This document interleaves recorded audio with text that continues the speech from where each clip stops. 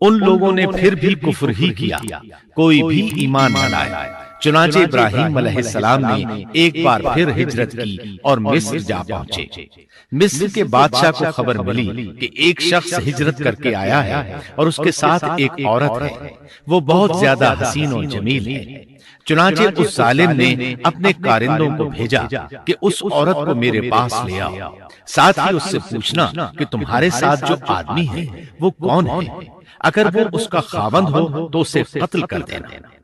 ادھر بادشاہ نے اپنے کارندوں کو حکم دیا، ادھر اللہ نے ابراہیم علیہ السلام کی طرف وحی بھیج دی۔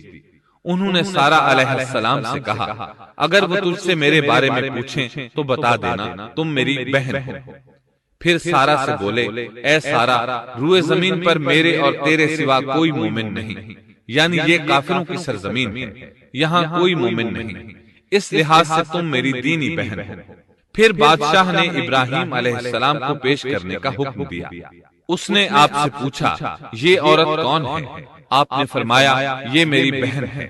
اس طرح ابراہیم علیہ السلام کی زندگی میں 3 موقع ایسے آئے کہ انہوں نے اللہ کے دین کی حمایت اور مدافعت کے لیے توریہ کیا۔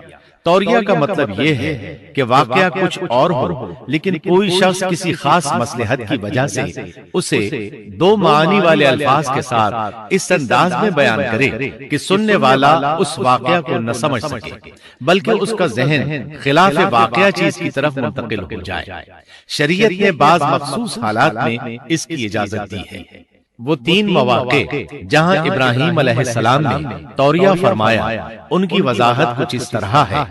ایک یہ کہ آپ نے میلے پر نہ جانے کی غرض سے ان لوگوں سے کہا تھا کہ میں بیمار ہوں۔ دوسرے موقع پر یہ فرمایا تھا، یہ کام اس بڑے سردار بت کا ہے۔ تیسرے، سارہ علیہ السلام کو دینی بہن قرار دیا۔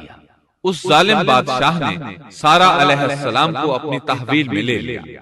جب سارہ علیہ السلام کو معلوم ہوا کہ وہ ایک بدکار شخص ہے تو انہوں نے اللہ تعالیٰ سے دعا کی، اے اللہ، تجھے معلوم ہے میں تجھ پر اور تیرے نبی پر ایمان لائی ہوں اور اپنے جسم کو اپنے خاوند کے سوا ہر ایک سے محفوظ رکھا ہے، لہٰذا آپ اس کافر کو مجھ پر مسلط نہ کیجیے گا۔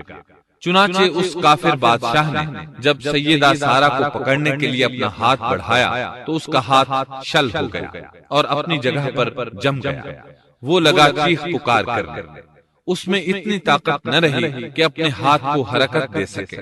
اس کی آواز سن کر اس کے محافظ بھاگے ہوئے آئے، انہوں نے اس کے ہاتھ کو چھڑانا چاہا لیکن چھڑا نہ سکے۔ اس کی یہ حالت دیکھ کر سیدہ سارہ خوف زدہ ہو گئی۔ انہوں نے سوچا، اگر یہ مر گیا تو لوگ کہیں گے اسے میں نے قتل کیا ہے۔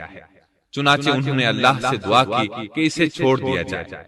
اللہ تعالیٰ نے آپ کی دعا قبول کر لی، اس کا ہاتھ ٹھیک ہو گیا، لیکن وہ ظالم پھر بھی نہ ڈرا۔ اس نے ایک بار پھر آپ کی طرف ہاتھ بڑھایا، اس کا ہاتھ پھر شل ہو گیا۔ سیدہ سارہ نے پھر دعا کی، وہ دوبارہ ٹھیک ہو گیا، وہ پھر بھی باز نہ آیا۔ تیسری بار پھر اس نے ان کی طرف ہاتھ بڑھایا، اس بار بھی اس کا ہاتھ شل ہو گیا۔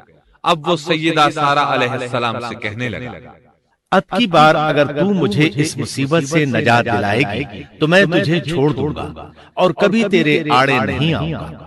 چنانچہ سیدہ سارہ علیہ السلام نے اللہ تعالیٰ سے دعا کی، وہ ٹھیک ہو گیا۔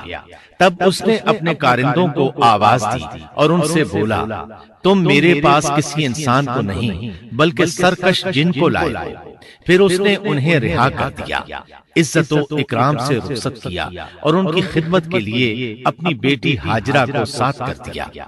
سارہ علیہ السلام واپس لوٹی تو دیکھا کہ ابراہیم علیہ السلام نماز پڑھ رہے ہیں۔ نماز کے بعد انہوں نے پوچھا، سارہ، اس نے تمہارے ساتھ کیا سلوک کیا؟ سیدہ سارہ علیہ السلام نے سارا واقعہ سنا دیا۔ سن کر آپ نے فرمایا، الحمدللہ۔ پھر بولے، اب ہم یہاں نہیں رہیں گے بلکہ واپس جائیں گے۔ چنانچہ آپ ایک بار پھر فلسطین میں آ گئے، وہیں اپنی زندگی بسر کرنے لگے۔ سبسکرائب کیجئے ہمارے چینل اور دبائیے بیل کا آئیکن تاکہ آپ کو ریگولر نوٹیفیکیشن اپڈیٹس مل سکے۔